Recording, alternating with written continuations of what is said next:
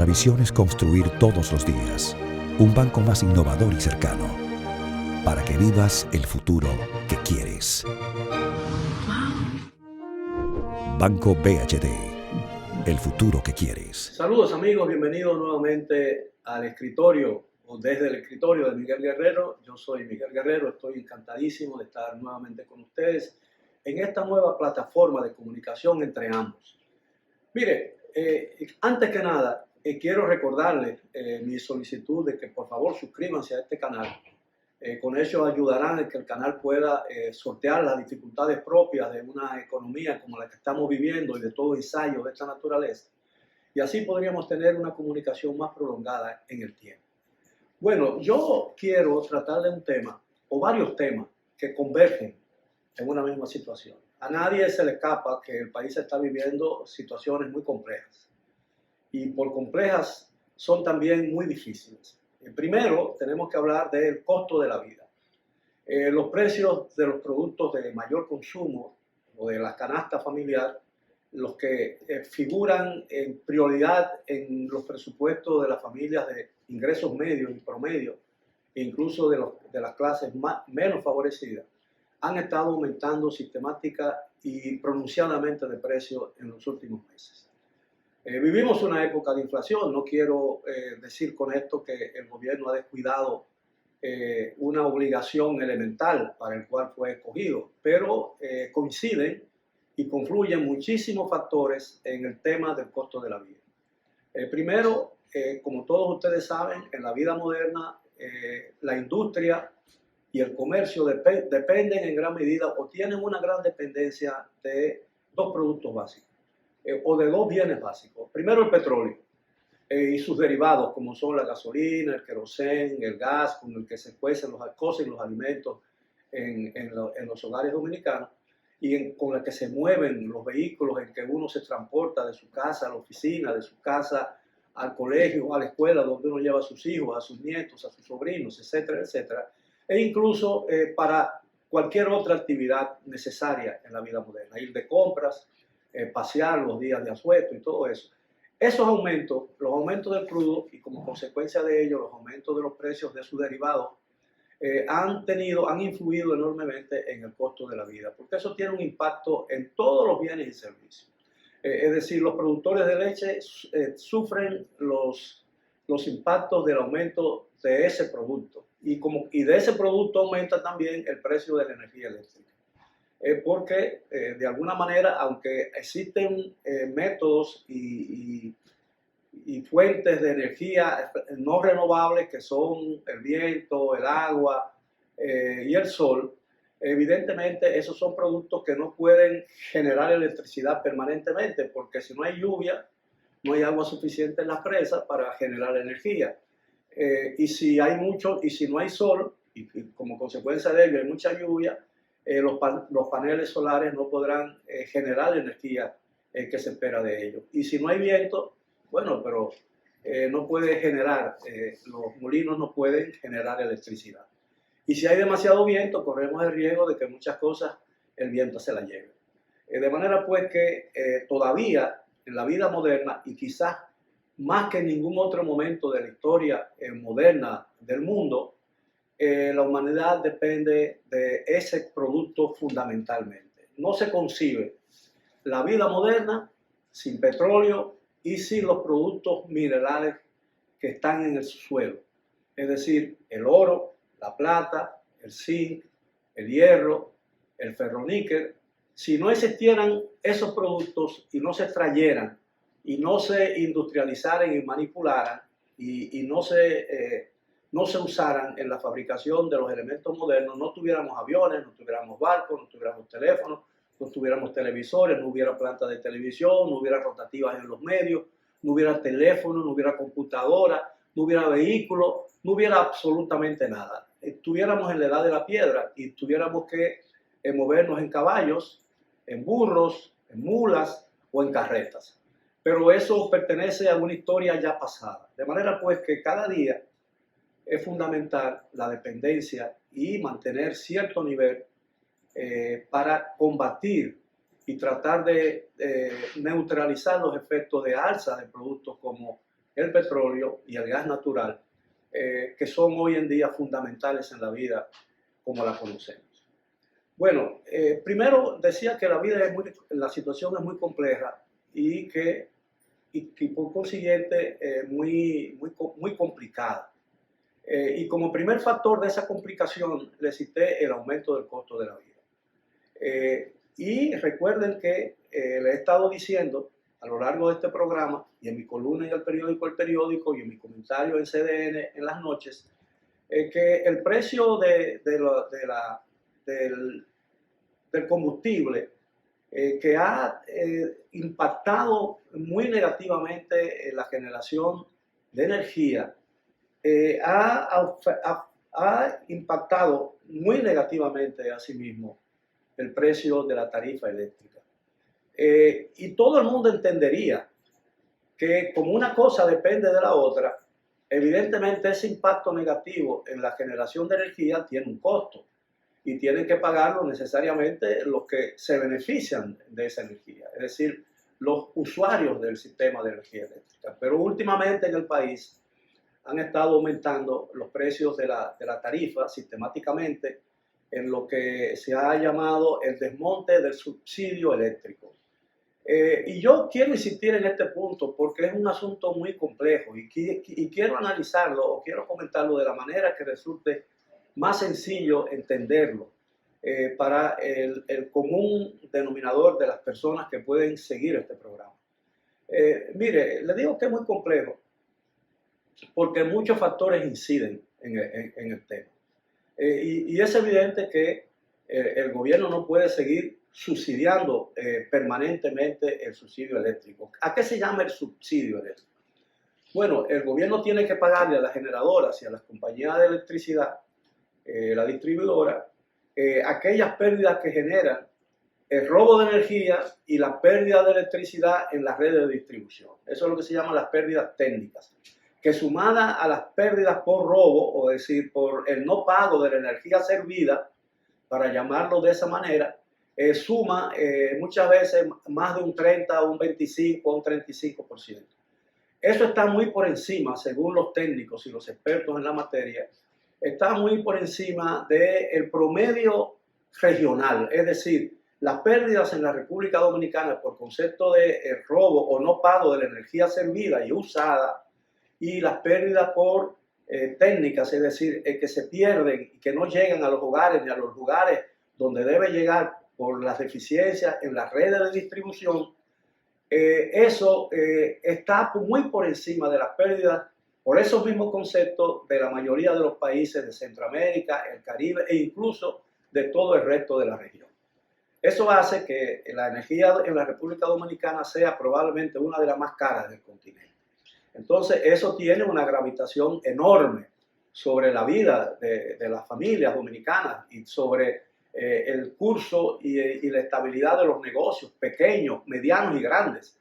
Y todo eso, y cada alza en el precio de la tarifa eléctrica no solamente afecta a los productos de alto consumo de la población dominicana, sino también los bienes que se sirven a los usuarios del servicio. Es decir, aumenta el transporte porque los automovilistas y los dueños de autobuses tienen que pagar más caro el combustible, tienen que pagar más cara los aceites que se usan para mantener en buen funcionamiento y en mantenimiento adecuado a esos vehículos, y eso tiene un precio para ellos y ese precio se refleja en el costo del transporte público o el transporte privado, si se quiere. Es decir, lo que a usted le costaba ir a Santiago en un autobús, probablemente 100 pesos, hace el año pasado probablemente hoy le esté costando casi el doble o un 50% por encima del valor que pagaba antes. Y todo eso tiene una explicación, ¿no?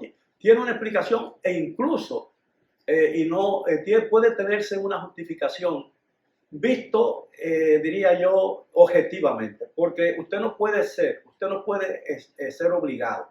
Si usted es un productor, por ejemplo, de pollo, de huevo, de carne, de res, de carne de cerdo, de cualquier área que usted sea un productor, usted no puede ser obligado a vender el precio de su bien o de su producto por debajo de lo que le costó producirlo.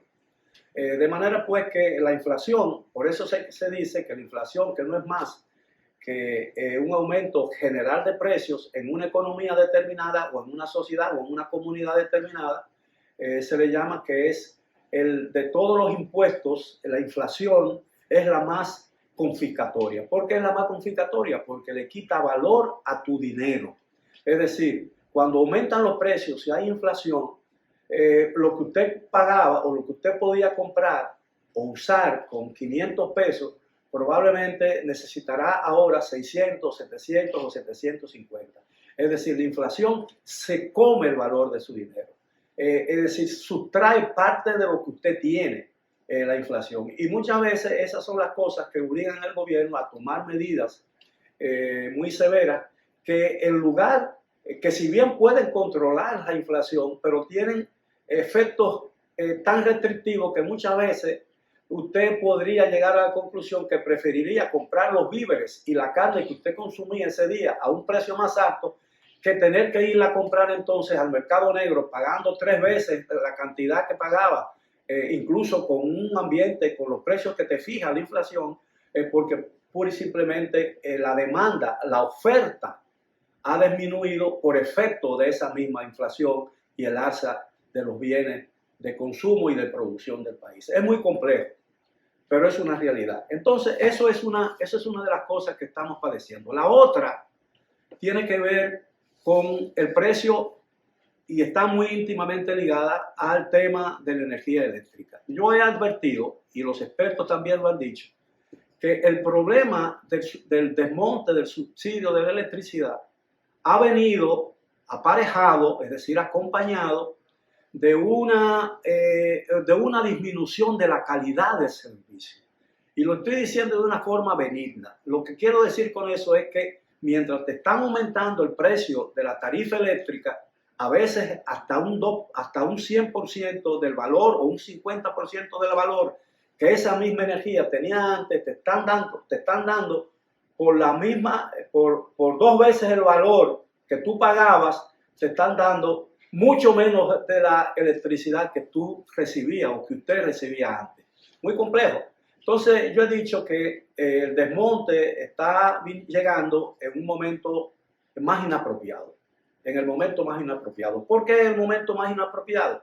Porque la gente está sufriendo por dos senderos. Está pagando más alta la calidad, está pagando más alta el suministro de energía y está recibiendo menos energía y de menor calidad por un precio más alto. Y cuando digo de menor calidad, ¿cómo se mide la calidad de la energía que a usted le sirve?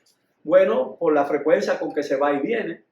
Todo el mundo sabe que cuando hay interrupciones consecutivas del servicio de energía, que se va la luz, que al minuto vuelve y sube la presión de la energía, después se vuelve a ir, después regresa, eso daña los equipos eléctricos.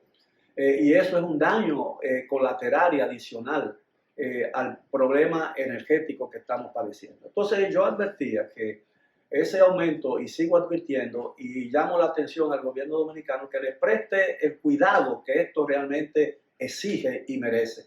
Porque lo que está en juego, en este caso, es precisamente la estabilidad y la paz de la familia dominicana, la tranquilidad que hemos disfrutado durante décadas y que nos ha permitido llegar al nivel económico en que hemos llegado.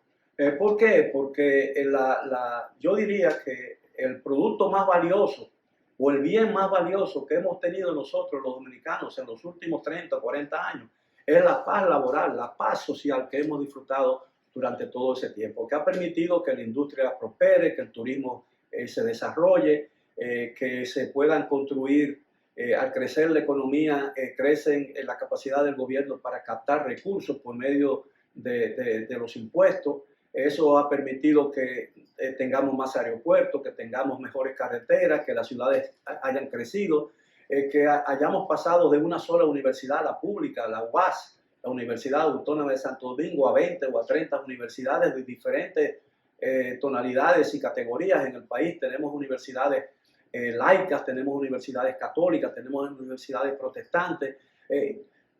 La variedad de recursos que hemos logrado, el avance notable que hemos tenido desde 1966 o de 1970, si usted quiere, hasta la fecha, podrían parecer muchos 50 años, pero en 50 años es un grano de arena en la vida de una nación. De manera pues que todo ese avance que hemos logrado a lo largo de las últimas décadas está fundamentado y está cimentado básicamente en la tranquilidad laboral que hemos tenido en todo ese periodo. Y para que ustedes tengan una idea, en este país, si bien hemos tenido muchas dificultades y muchos encontronazos, mucha rivalidad política, muchas crisis políticas, incluso una guerra civil en 1965, una intervención, la segunda en el siglo pasado, de tropas extranjeras que hollaron el territorio nacional. A pesar de eso, nosotros hemos vivido una tranquilidad relativa que no han disfrutado la mayoría de los países de Centroamérica, del Caribe, e incluso de toda Sudamérica. Y eso nos ha permitido vivir en cierto nivel de felicidad y tranquilidad, que todos aquilatamos en su justo valor. Y yo creo que eso es sumamente importante. Entonces, el gobierno está obligado a preservar esa tranquilidad y esa paz laboral con medidas que atenúen el efecto negativo que tiene el alza de la energía eléctrica conjuntamente con una disminución de la calidad de ese servicio. Porque si no, ya se están produciendo, como yo he advertido, se están produciendo manifestaciones callejeras muy violentas, todavía controlables, ¿no? Dentro de la posibilidad que la sociedad permite, pero eso puede ir creciendo. Y si eso se sigue agravando, entonces vamos a encontrar un ambiente muy inapropiado y muchas actividades que hoy se hacen, se realizan y disfrutamos por efecto de esa relativa tranquilidad laboral y social que vivimos, podrían echarse a rodar por el suelo. Y si eso salta y se pierde, posiblemente perderemos muchos otros valores importantes de esta sociedad y podríamos entrar en crisis. Vamos a hablar de otro tema cuando regresemos después de esta pausa.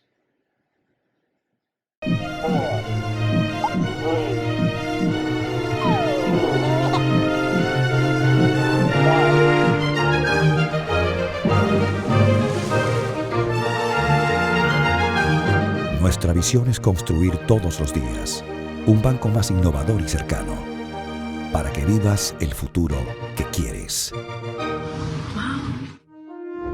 Banco BHD, el futuro que quieres.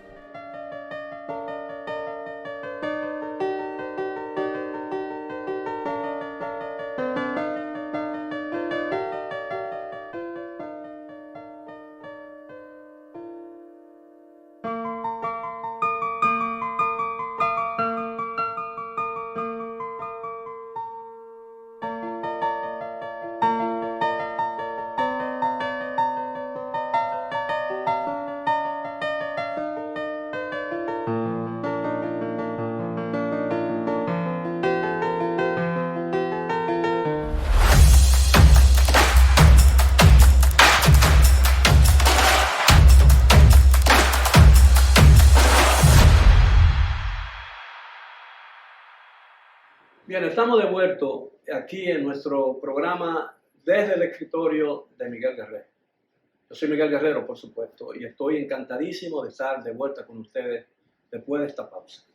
Bueno, hablábamos en el primer segmento de la complejidad de la situación que estamos viviendo, y esa complejidad se hace todavía más delicada y más profunda con el tema de las acusaciones en el famoso expediente conocido con el nombre de Medusa, en el que está involucrado y acusado de malversación de fondos, de pagar sobornos, de enriquecimiento ilícito y de muchas otras acusaciones, el ex Procurador General de la República, el doctor Jean Alain Rodríguez, otras 40 personas como cómplices e involucrados en ese famoso, según el Ministerio Público, entramado sin precedentes de corrupción administrativa en la República Dominicana.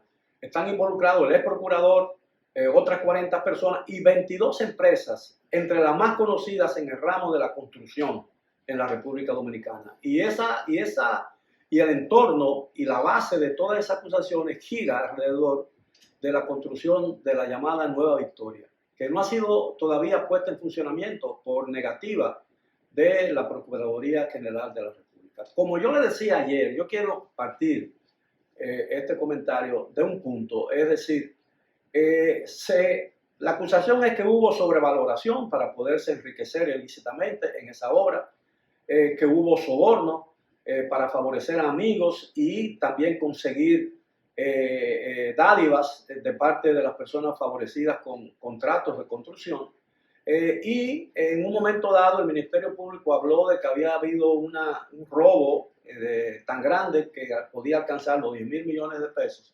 Pero ahora esa cantidad aparentemente ha ido disminuyendo según lo que se puede leer en el expediente acusatorio ya en manos de un tribunal.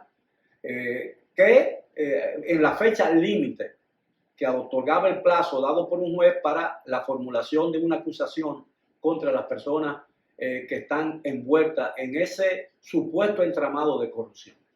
Bueno, pero existe y se conoció un informe de la Cámara de Cuentas de la República Dominicana donde decía que no hubo nunca una sobrevaloración en esas construcciones y que incluso sobre esa base la Procuraduría General actual, la que sostiene la acusación contra el exprocurador anterior, firmó y autorizó 11 adendas que aumentaron los costos de construcción de esas empresas en más de 250 millones de pesos. Entonces hay una pregunta lógica que se cae por su propio peso, como se dice. Es decir, ¿cómo puede autorizarse un aumento de un presupuesto de una obra que ya se supone sobrevaluada? ¿Y cómo puede haber sobrevaloración? ¿Y cómo puede haber sobornos para obtener dividendos personales en una obra que no está sobrevalorada? Porque usted sobrevalora una obra para exigirle al contratista un pago por la izquierda, ¿no? Como se llama, un soborno o un cohecho, como usted quiera llamarlo. Pero cuando no hay sobrevaloración, ¿cómo se puede dar un soborno con el presupuesto de una obra? Es decir, quitarle un piso, no ponerle los baños, hacerla más chiquita, los techos más bajitos, nada de eso se hizo. Entonces, ahí hay un problema de fondo, hay un problema grave. Y en esa acusación está involucrado el personaje más importante, la figura más importante del gobierno dominicano, después del presidente de la República y la vicepresidenta de la República, por supuesto, que es el ministro de la Presidencia, que está en manos del licenciado Lisandro Macarrulla, que es uno de los líderes empresariales más importantes. Quizás no el más rico, ni uno de los más ricos, pero sí el más importante porque es un líder empresarial y ha estado dirigiendo y en diferentes oportunidades le tocó dirigir el Consejo Nacional de la Empresa, el CONEP, Consejo Nacional de la Empresa Privada y la Asociación de Industria de la República Dominicana, las dos entidades empresariales más importantes de la República Dominicana, más importantes de cualquier punto que usted se la mire, lo mire o lo analice. Entonces, yo no creo que, y aunque su nombre, el de Lisandro Macarrulla, no figura la compañía familiar, el más constructora, que está al frente de su hijo. Yo creo que, si mal no recuerdo, y espero no equivocarme, si me equivoco pido excusas de antemano, que cuando aceptó la nominación para ser jefe del gabinete del gobierno del cambio del licenciado Luis Abinader, el señor Lisandro Macarrulla renunció a la presidencia o a la dirigencia diaria, cotidiana, en el día a día de esa empresa y la puso a cargo de su hijo, que también es ingeniero y parece un joven empresario muy competente. Ahora, esto ha creado una situación, el nombre, todo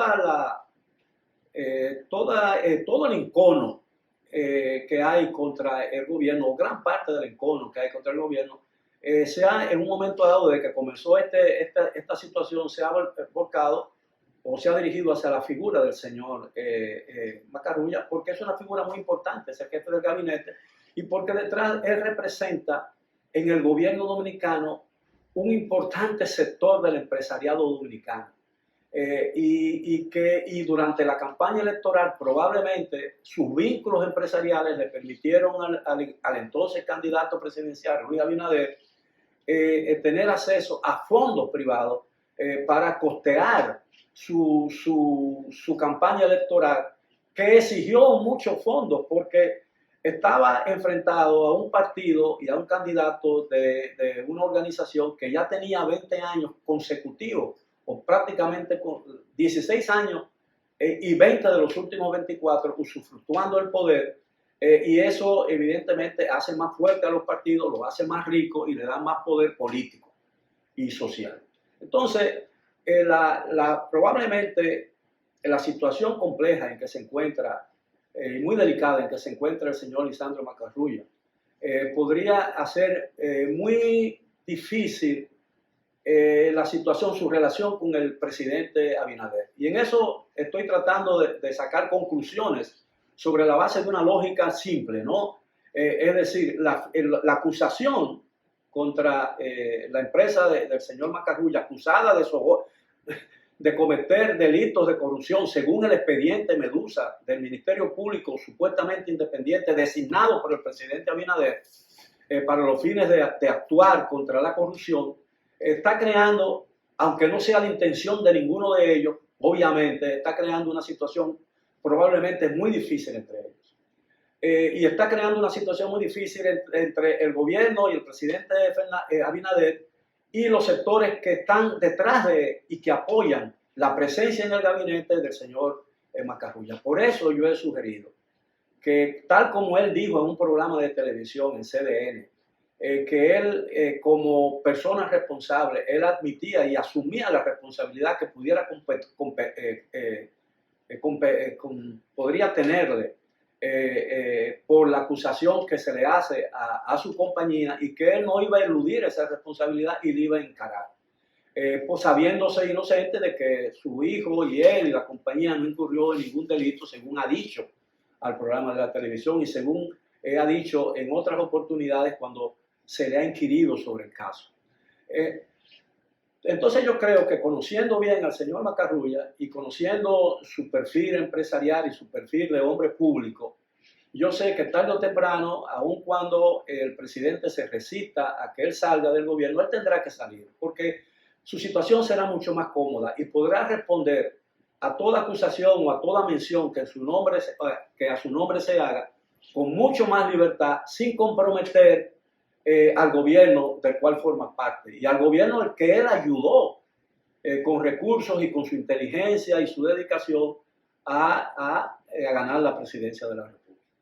De manera pues que yo creo que eso tendrá que venir, porque de otra manera podría producirse en el país una crisis de confianza en el gobierno dominicano. Y si a la inflación que estamos padeciendo, si a los problemas que se avisoran en el firmamento político y social y económico por la crisis de la guerra en Europa y por la invasión de Rusia a Ucrania, yo creo que una crisis de confianza en el gobierno, e incluso que debilite el apoyo que ha tenido en esos sectores empresariales importantes, puede ser muy grave y muy peligroso para la estabilidad política, social y económica de la República Dominicana. Y no lo digo esta vez como una crítica ni al gobierno, ni al señor Macarrulla, ni una defensa a ninguno de los dos, sino tratando de perfilar la situación, tratando de mirar un poco más allá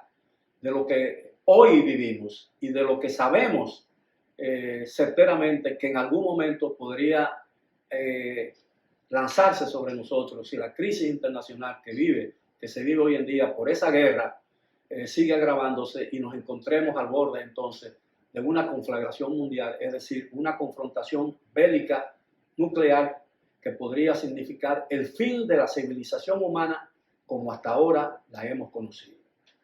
Ha sido todo por hoy, amigos. Gracias por su atención. Espero seguir contando con la gracia y el favor de su atención mañana, cuando estaremos de vuelta nuevamente desde el escritorio de Miguel Guerrero. Hasta entonces.